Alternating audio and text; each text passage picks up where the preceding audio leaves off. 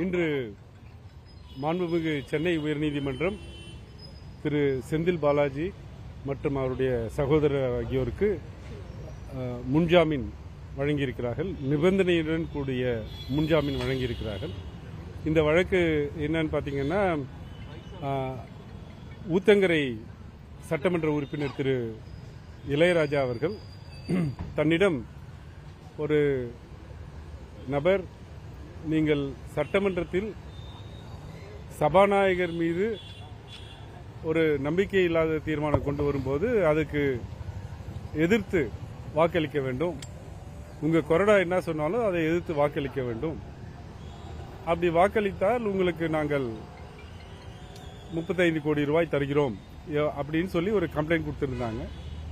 நாங்கள் அதை வாதாடும் போது நாங்கள் என்ன சொன்னோம்னா, 26ஆம் தேதி ஜூன் மாதம் ஏறக்குறைய இரவு 10 மணிக்கு அந்த தொலைபேசி அழைப்பு வந்ததாக எஃப்ஐஆர்ல குறிப்பிட்டிருந்தாங்க. ஆனால் 29ஆம் தேதி வரைக்கும் அந்த சட்டமன்ற உறுப்பினர் அது குறித்து எந்த புகாரையும் யாருக்கிட்டையும் தரல. இந்த 2 நாட்கள்ல அவர் அந்த கம்ப்ளைண்ட்டை எப்படியெல்லாம் யோசிச்சிருப்பாரு, என்னென்ன சட்டம் அதுக்கு உரிய வார்த்தைகள் எதெல்லாம் வரணுமோ அதெல்லாம் யோசிச்சு வச்சு அந்த 2 நாள்ல அதை புகாரை உருவாக்கி கொடுத்திருக்கிறாங்க. அவர்கிட்ட பேசினதாக சொல்லப்படுகின்ற முதலாம் எதிரி அவர் கோவிந்தராஜ் இன்னைக்கு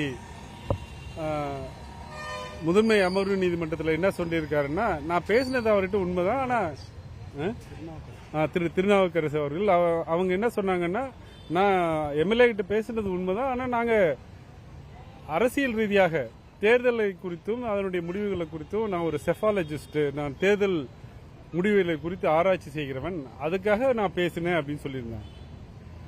நாங்க எடுத்து சொன்னது என்னன்னா, திரு செந்தில் பாலாஜி அவர்களையோ இல்ல அவங்க தம்பி அசோக்குமாரைக்கோ நேரடியான சாட்சியங்கள் எதுவும் இல்லை. எல்லாமே காவல்துறையினர்கிட்ட கொடுக்கப்பட்ட நீதிமன்றத்தில் அனுமதிக்கப்படக்கூடாத ஒரு ஒப்புதல் வாக்குமூலம், அதுலதான் இவங்க பேரெல்லாம் எழுதி எடுத்துட்டு வந்திருக்காங்க.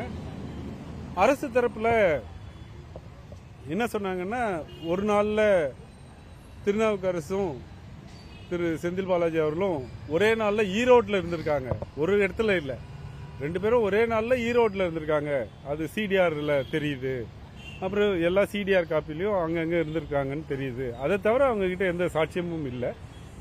முக்கியமாக கவனிக்கப்பட வேண்டியது என்னவென்றால், திரு செந்தில் பாலாஜி குறிப்பாக திராவிட முன்னேற்ற கழகத்தின் மீது களங்கம் விளைவிக்கும் வகையில் நேற்று வரைக்கும் அரசு தரப்புல அரசை கவிழ்க்கும் எண்ணத்தோடு இது செய்யப்பட்டது அப்படின்னு சொல்லிக்கிட்டே வந்தாங்க.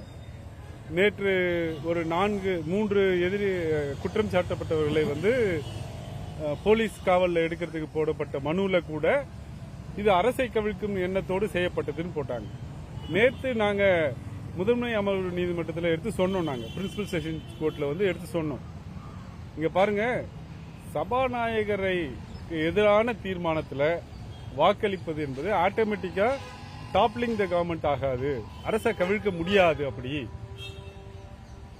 நாங்க சபாநாயகர் தேர்தலில் ஒருமித்த கருத்தோடு தான் அவர் தேர்ந்தெடுக்கப்பட்டார். அப்ப அரசை கவிழ்க்கிறதாக இருக்குதுன்னு சொல்றது புகார்ல அவங்களா எழுதிக்கிட்டாங்களே தவிர, புகார்லயே அந்த திருநாவுக்கரசு அரசை கவிழ்க்கணும்னு எங்கேயும் சொன்னதாக எங்கேயுமே இல்லை. ஆனால் காவல்துறையினரும் அந்த செய்தி குறிப்பிலையும் அரசை கவிழ்க்கும்ன்ற வார்த்தையை சேர்த்து எழுதிக்கிட்டே வந்தாங்க. இதை நாங்க நேற்று பிரின்சிபல் செஷன்ஸ் கோர்ட்ல எடுத்து ஆர்கியூ பண்ண உடனே இன்னைக்கு திரு செந்தில் பாலாஜி அவர்களுக்கும் திரு அசோக்குமாருக்கும் அந்த ஜாமீன் மனுவை எதிர்த்து தாக்கல் செய்யப்பட்ட அந்த கவுண்டர் அபிடேவிட்னு சொல்லுவாங்க, அந்த கவுண்டர் அபிடேவிட்ல அரசை கவிழ்க்க வேண்டும் அப்படிங்கிற வார்த்தையை நீக்கிவிட்டார்கள். அப்ப அந்த மொத்த முதல் தகவல் அறிக்கையுமே எஃப்ஐஆருமே நீர்த்து போய் இப்ப ஆதாரங்களே, அந்த சொல்லப்பட்ட எந்த குற்றச்சாட்டுக்கும் ஆதாரங்களே இல்லாம இருக்கு. நீதிமன்றம் எல்லாத்தையும் கவனத்தில் எடுத்திருக்கிறாங்க. முழுமையான உத்தரவு எங்களுக்கு கிடைக்க பெறவில்லை. முழுமையான உத்தரவு கிடைச்ச பிறகுதான் அதனுடைய சாராம்சங்கள் தெரிய வரும். ஆனா இப்ப நிபந்தனை ஜாமீன் கொடுத்திருக்காங்க, 2 பேருக்கும் அரெஸ்ட் பண்ண முடியாத ஆன்டிசிபேட்டரி பெயில் கொடுத்திருக்காங்க. தினந்தோறும் திருவல்லிக்கேணி காவல் நிலையத்தில் காலையிலும் மாலையிலும் கையெழுத்திட வேண்டும் அப்படின்ற உத்தரவு. மேற்கொள்ளாம முதல் பத்திரிகை செய்தி அறிக்கையில அவர் பேரை இன்க்ளூட் பண்ணி கொடுக்கறதுக்கான அதை நாங்கள் இந்த கோர்ட்டில் சொல்லலை. ஆனால் பிரின்சிபல் செஷன்ஸ் கோர்ட்டில் சொல்லும்போது நாங்கள் சொன்னோம். எங்கேயுமே அதாவது இந்த ஆவணங்கள்லாம் வந்து பொது வெளியில் கிடைக்காது சார்ஜ் ஷீட் போடுற வரைக்கும். ஆனால் சார்ஜ் ஷீட் போடுறதுக்கு முன்னாடி அரெஸ்ட் பண்ண 30ஆம் தேதி ஈவினிங் அரெஸ்ட் பண்ணுறாங்க.